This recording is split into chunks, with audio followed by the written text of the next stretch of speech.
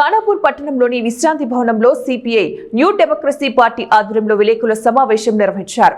CPI new democracy జిల్లా కార్యదర్శి J రాజు మాట్లాడుతూ కడెం మండలం నచ్చని ఎల్లాపూర్ గ్రామ పంచాయతీ పరిధిలో పెత్తారపు గ్రామానికి చెందిన పార్టీ డివిజన్ నాయకుడు దుర్గం లింగన్నపై కట్ట శ్యామ్ సుందర్ దాడికి తీవ్రంగా ఖండిస్తున్నాం.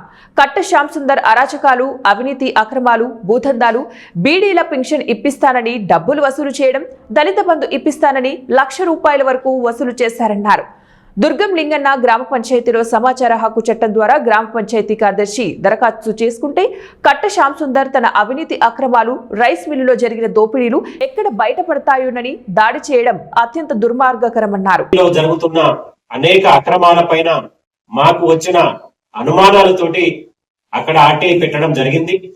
ఆర్టీఐలో కట్టా శ్యామ్ యొక్క భూదందాలు, అలాగే రైస్ మిల్లులో జరిగిన దోపిడీ, దొంగతనాలు, రైస్ మిల్లు పేరు మీద సిఎంఆర్ రైస్ పేరు మీద తను చేసిన దోపిడీ, ఇతర అనేక విషయాలు బయటపడతాయనే ఉద్దేశంతో ఈరోజు దుర్గం లింగన్న పైన దాడి చేయడం అనేది చాలా దారుణమైన విషయం.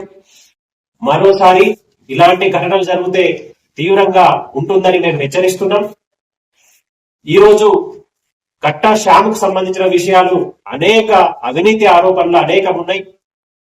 రోడ్ పక్కన ఉన్న భూమిని ఆక్రమించుకొని కట్టే బిల్డింగ్ కట్టడం, అలాగే ఆయన భార్య పేరు మీద రైస్ మిల్లు ఓపెన్ చేసి ఆ రైస్ మిల్లులో సిఎంఆర్ ధాన్యాన్ని అమ్ముకొని ₹6 కోట్ల పైననే దీన్ని దోపిడీ చేసిందని చెప్పేసి ఆయన రైస్ మిల్లులు కూడా అధికారులు లాక్ వేసిన పరిస్థితి ఉంది. అలాగే అనేక ఇతర లోన్లు ఇప్పిస్తా అని చెప్పేసి లక్షలాది రూపాయలు దళిత బంధు లోన్లు ఇప్పిస్తామని చెప్పేసి, ఇతర లోన్లు ఇప్పిస్తామని చెప్పేసి లక్షల రూపాయలు అనేక మంది దగ్గర తీసుకొని ఈరోజు దోపిడీ చేసిన పరిస్థితి కట్టా శ్యామ్ ఉంది.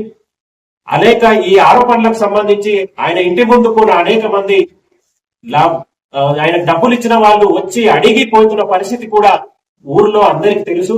మరి అలాంటి వ్యక్తి ఈరోజు నిజాయితీగా పోరాడుతున్న వ్యక్తుల పైన ఈరోజు దాడి చేయకపోవడం అనేది చాలా దారుణమైన విషయం.